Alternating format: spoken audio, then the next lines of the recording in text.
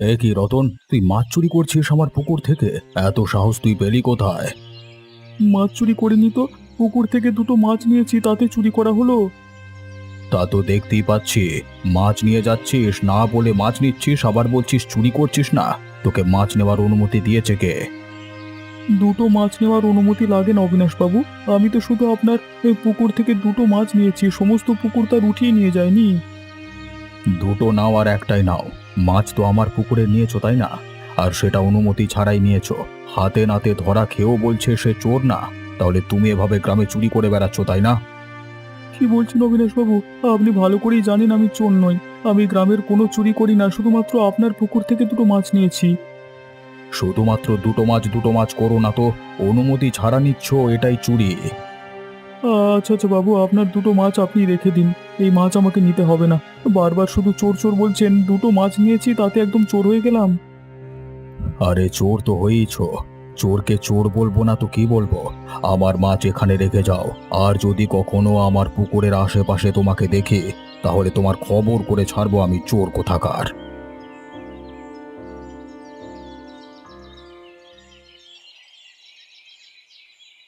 কি হলো? মন খারাপ করে বসে আছো কেন? কিছু হয়েছে? মনটা কেমন কেমন করছে গিন্নি। তোমার মন আবার কেমন করছে? ভালো লাগছে না একদম।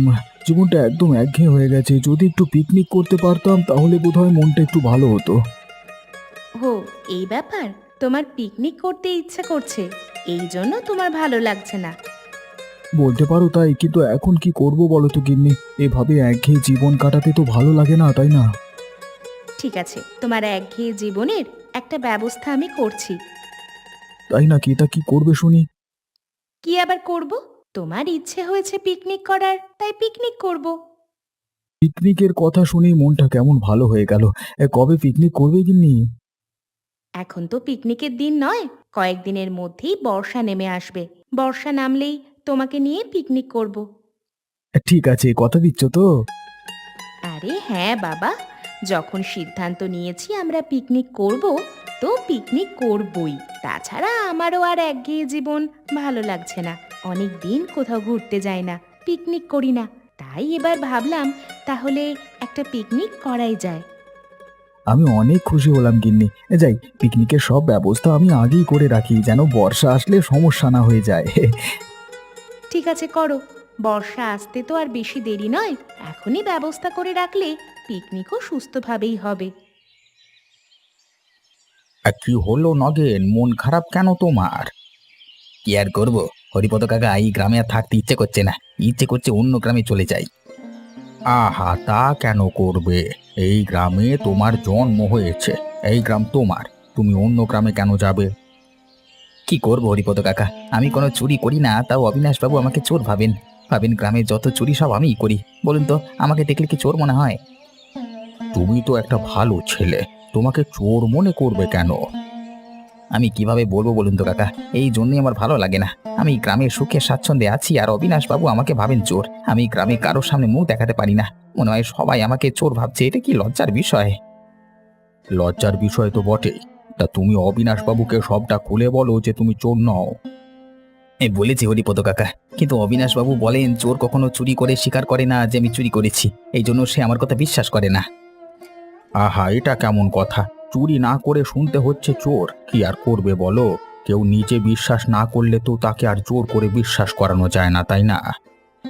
তাই তো ভাবছি গ্রাম ছেড়ে অন্য গ্রামে চলে যাব। গ্রাম ছেড়ে অন্য জায়গায় কেন যাবে? সবুর করো, সবুরের ফল মিষ্টি হয়। কই, মাছ আনলে নাকি আজকেও খালি হাতে ফিরে আসলে? মাছ আনবো কোত্থেকে বলো তো? খালি হাতেই তো ফিরতে হলো। হ্যাঁ, খালি হাতেই তো ফিরবে। ওই একটাই তো তোমার স্বভাব। চিরদিনই এটাই দেখে এসেছি, তোমার হাতে কখনো ভালো মন্দ জিনিস এই বাড়িতে আসে না। এভাবে বলছো কেন? তোমাকে কি কখনোই ভালো মতো খাওয়াইনি আমি? হ্যাঁ, সেই কোন কালে খাইয়েছিলে সেটার কথাই আজীবন বলে যাবে। এখন তো ভালো মন্দ চোখেও দেখছি না। এখন আমাকে কি আর করতে হবে বলো? আমি এখন কি করতে পারি? তোমাকে কিছুই করতে হবে না, সব আমিই করব। আমি বাজার করে এনে তোমাকে বসিয়ে বসিয়ে খাওয়াবো। আমি কাজ বাজ করব, আর তুমি ঘরে বসে শুধু খাবে। এটাই তো তুমি চাও, তাই না? বিয়ে করেছো, অথচ বউয়ের ভরণ পোষণের দায়িত্ব নিতে পারছো না। কি দেখেছে তোমার সাথে আমার বাবা বিয়ে দিয়েছিল কে জানে। আসলে আমার কপালটাই খারাপ যে তোমার ঘরে আমি বউ হয়ে এসেছি। এভাবে বলছো কেন? এভাবে বললে খারাপ লাগে। খারাপ লাগে? তোমার একারই শুধু খারাপ লাগে, তাই না? আমার যে মন নেই, আমার যে খারাপ লাগতে পারে না, তাই না? কি হলো, চুপ করে আছো কেন? কথা বলো। এখন আবার কথা বলছো না কেন, হ্যাঁ? তোমাকে আর কি বলবো আমি? তুমি তো কখনই আমাকে বোঝো না।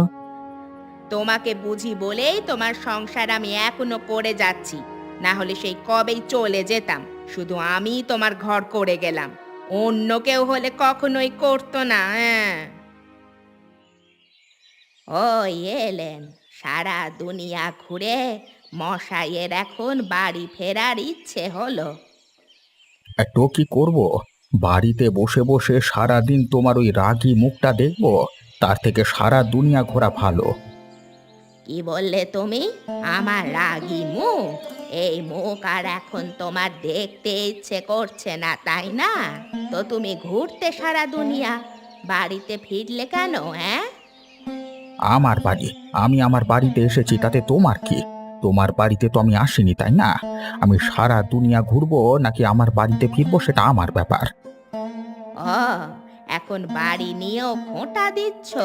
তোমার বাড়িতে এখন আমার থাকা যাবে না? তাহলে থাকো তুমি তোমার বাড়ি নিয়ে, আমি চললাম। কথায় কথায় রেগে যাওয়া ছাড়া তুমি আর অন্য কিছু পারো না, তাই না? হ্যাঁ হ্যাঁ, সেই তো। এতক্ষণ আমাকে কথা শুনিয়ে এখন শেষে আমারই দোষ হলো। আমি জানি তো আমারই দোষ হবে। আচ্ছা, আমি রাগের কি বলেছি বলো তো? আমি বাড়িতে ফিরে এসেছি অমনি তোমার ঝগড়াঝাটি শুরু হলো। আমি কি যেচে তোমার সাথে ঝগড়া করতে চাই? এসব ঢঙের কথা তুমি তোমার কাছে রাখো বাপু। এসব আমাকে শোনাতে এসো না, কেমন? বেশ, শোনালাম না তোমাকে। তা তোমার রাগ কবে কমবে বলো তো? কেন, আমার রাগে অতিষ্ঠ হয়ে গেছো বুঝি? এখন আর বেঁচে থাকতে ইচ্ছে করছে না? যখন বর্ষা নামবে তখনই আমার রাগটা কমবে, বুঝতে পেরেছো? তার আগে নয়। আরে অবিনাশ বাবু যে, আসুন আসুন, এই সাত সকালে আমার বাড়িতে আবার কিছু হয়েছে নাকি বাবু? হ্যাঁ, হয়েছে তো বটে, তাই তো তোমার বাড়িতে এলাম। বাবু, আমি কিন্তু এবারে চুরি করিনি, আমি সত্যি বলছি, আমি চোর নই। আরে ব্যস্ত হচ্ছ কেন? আমি কি বলেছি তুমি চুরি করেছো? আমি বলতে এসেছি যে আমার ভুল হয়েছে। তোমাকে চোর ভাবা আমার একদম উচিত হয়নি। আমার আগে জানা উচিত ছিল যে তুমি চুরি করেছো কিনা। না জেনে শুনেই তোমাকে আমি চোর ভেবেছি, সেজন্য আমি ক্ষমা প্রার্থী। তুমি আমাকে ক্ষমা করে দাও। আরে বাবু, আপনি ক্ষমা চাইছেন কেন? আপনি যে বিশ্বাস করেছেন আমি চোর নই, এতেই আমি অনেক খুশি হয়েছি। বিশ্বাস করুন বাবু, আমার মনটা খুব খারাপ ছিল, আমি চোর নই, তবু আপনাকে চোর ভাবছেন আপনি। তাই তো আমি তোমার কাছে ক্ষমা চাইতে এসেছি বাছা। তুমি আর এসব মনে রেখো না, মানুষের তো কত রকমের ভুল হয়। না না বাবু, এসব আর মনে রাখবার কোনো প্রয়োজন নেই।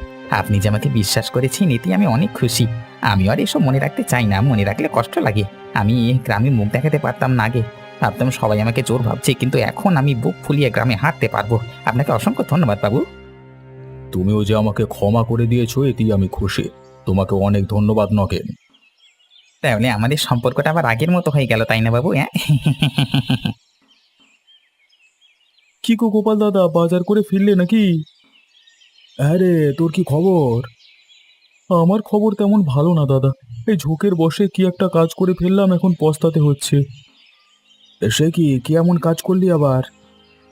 বউয়ের কথা শুনে অবিনাশবাবুর পুকুরে গিয়েছিলাম দুটো মাছ ধরে আনতে। তারপর? তারপর আর কি, ধরা পড়লাম অবিনাশবাবুর হাতে। ধরা পড়লাম তো পড়লাম, একদম মাছ সহ ধরা পড়লাম। এখন তো অবিনাশবাবু আমাকে চোর বলছে। চোর তো বলবি বলো, চুরি করেছি চোর বলবে না? এখন যে আমি কি করি? আমি অবিনাশবাবুকে বোঝাতেও পারছি না।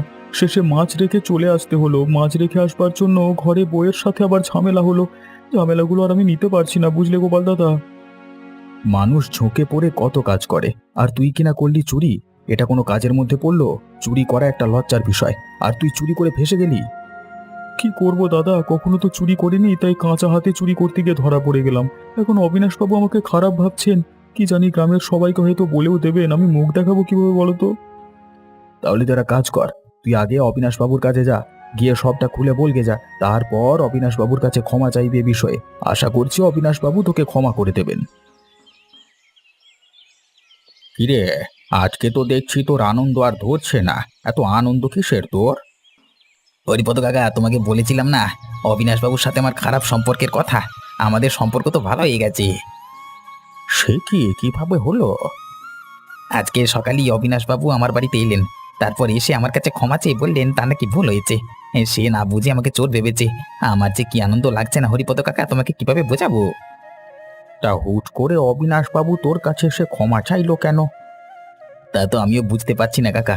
তবে অবিনাশ বাবু যে আমার কাছে এসে ক্ষমা চেয়েছেন এবং বিশ্বাস করেছেন আমি চোর নই, তাতেই আমি খুশি। আমার আজকে অনেক আনন্দ হচ্ছে। অবিনাশ বাবুর সাথে আমার সম্পর্ক আবার ভালো হয়ে গেল। আমি এখন সারা গ্রামে বুক ফুলিয়ে ঘুরে বেড়াবো, আর কোনো লজ্জা নেই। এটা তো ভালো সংবাদ। তোর সুখের দিন এলো বলে আমিও শুনে খুবই খুশি হয়েছে। আমিও মনে মনে চেয়েছিলাম যেন তোর এই সমস্যাটা মিটে যায়, দেখলি তো মিটে গেল। একদম কাকা, মিটে গেল তো গেল, সোজা অবিনাশ বাবু আমার কাছে এসে নিজে ক্ষমা চেয়ে গেল। হ্যাঁ, এর থেকে আনন্দের সংবাদ আর আমার জন্য হতেই পারে না।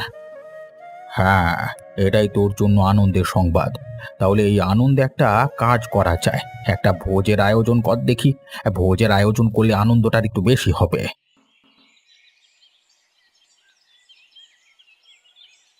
বলছি কি, এভাবে বসে বসে কি দিন কাটাবে? তোমার কি আর কোনো কাজ বাজ নেই? আমার কোনো কথাই তো তুমি শোনো না। এতদিন আমি তোমার কথা শুনে এসেছি, তবুও তুমি বলছো তোমার কোনো কথা আমি শুনি না। আমি এরপর থেকে আসলে আর তোমার কোনো কথা শুনবো না। তোমার কথা শুনে আমি বিপদে পড়ি। কি বললে তুমি? আমার কথা শুনে তুমি বিপদে পড়ো? তুমি আর আমার কথা শুনবে না? আমার কথা শোনা ছাড়া তোমার কোনো গতি হবে বলো তো? আমার কোনো গতি হোক বা না হোক, আমি যেভাবে ইচ্ছে সেভাবেই থাকি, কিন্তু তবুও তোমার কোনো কথা আমি শুনতে রাজি না। বুঝতে পেরেছো তুমি? ফের আর কখনো তুমি আমাকে কোনো কথা শোনাতে আসবে না, তাহলে তার ফল ভালো হবে না। তুমি আমার সাথে এভাবে কথা বলছো কেন? তোমার রূপ দেখে আমি অবাক হচ্ছি। তুমি আমার সাথে এভাবে কথা বলছো? কেন, কোথাও লেখা আছে নাকি যে তোমার সাথে এভাবে কথা বলা যাবে না? যখন তুমি আমার সাথে এভাবে কথা বলো তখন তো কিছু হয় না, আর আমি কথা বললি দোষ? আমার সাথে এভাবে কথা বলবে না, আমি বলে দিলাম। বলবো, 100 বার বলবো, প্রয়োজনে 1000 বার বলবো, তবুও তোমার কোনো কথা আমি শুনবো না। তোমার কথা শুনি আমি বিপদে পড়ি। এই জন্যই লোকে বলে বউয়ের বুদ্ধিতে চলতে হয় না। ভুলটা আসলে আমারই, যে আমি তোমার বুদ্ধিতে চলেছি, আর কোনো কথা আমাকে শোনাবে না।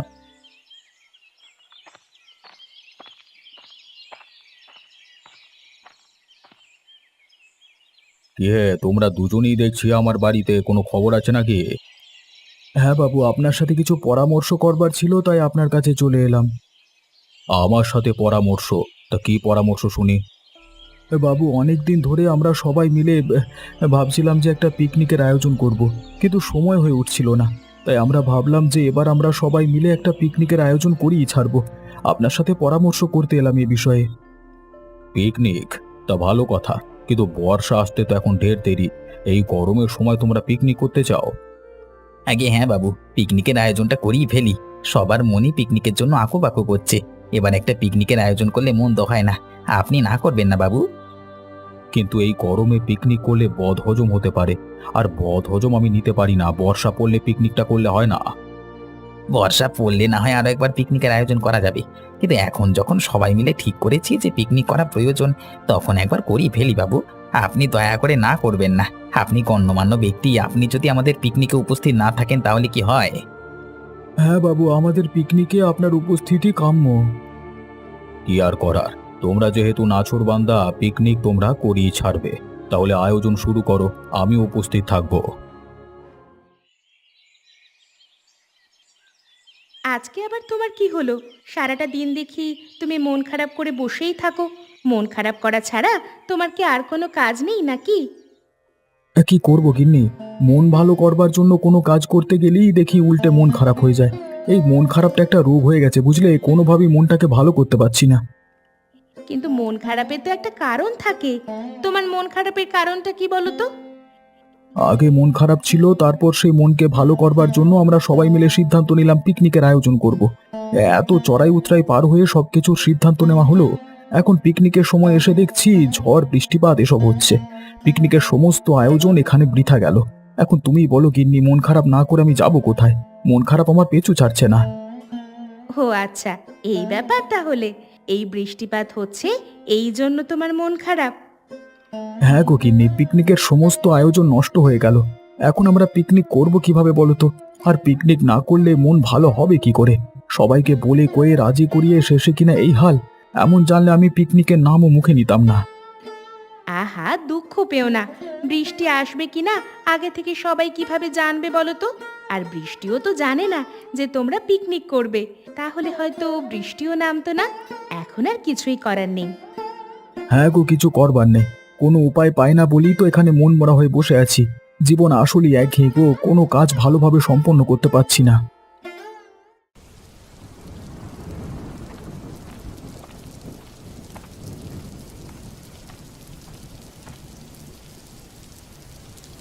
কই গো নগেন, বাড়িতে আছো?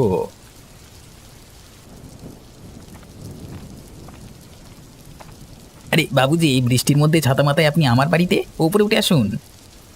না না, এখন উপরে উঠবো না। আমি এসেছি তোমাদের খবর নিতে। পিকনিকের আয়োজন কদ্দূর হলো? খবর নিয়ে আবার চলে যাব, বাড়িতে অনেক কাজ আছে।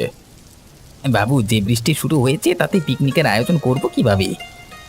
সে কি, তোমরা পিকনিকের আয়োজন বন্ধ করে দিচ্ছ নাকি? সবকিছু তো ঠিকঠাকই ছিল। সব কিছু ঠিকঠাকই ছিল বাবু, কিন্তু এই বৃষ্টিটা এসে তো সব গন্ডগোল করে দিল। এখন এই বৃষ্টির মধ্যে কিভাবে কি করি বলুন তো? আজকের দিনে পিকনিকের আয়োজন না করলেই নয়। আয়োজন বন্ধ করে দেবে মানে? এই বৃষ্টি কবে থামবে সেই বিষয়ে কোনো খেয়াল আছে? এই বৃষ্টি তো মনে হচ্ছে থামবার মতো না। বর্ষার বৃষ্টি চলে এসেছে, তোমরা এখন আয়োজন না করলে আর কবে করবে? তোমরা আয়োজন শুরু করো।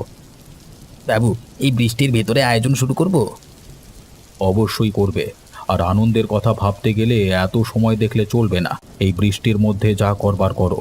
কেমন একটা বর্ষা বর্ষা অনুভূতি হচ্ছে, মনে হচ্ছে বর্ষার প্রথম দিনই আমরা পিকনিকের আয়োজন করছি। পিকনিকের আয়োজন করে আমরা বর্ষাকে স্বাগত জানাচ্ছি। ঠিক আছে বাবু, তাহলে আমি সব কিছু শুরু করছি, আর সবাইকে বলে দিচ্ছি যেন পিকনিকের প্রস্তুতি নেয়। আরে আরে, এদিকটা দেখো, কাঠগুলো তো সব ভিজে যাচ্ছে, এগুলো ঢাকতে হবে তো।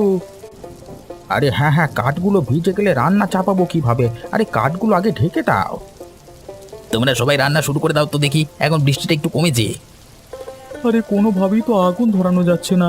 উনুনে আগুন না ধরালে পিকনিকটা হবে কিভাবে? দেখো দেখো, কোনোভাবে চেষ্টা করে দেখো হয় কি না। এই জন্যই বলেছিলাম বাবু, বৃষ্টিটা যাক তারপর আয়োজন করি। এখন রান্না হচ্ছে না, পিকনিকের কথা তো বাদই দিলাম। কোনোভাবেই হচ্ছে না, বারবার আগুন নিভে যাচ্ছে, সবকিছু জলের তোরে ভেসে যাচ্ছে। এই অবস্থায় রান্না বান্না করা কোনোভাবেই সম্ভব না।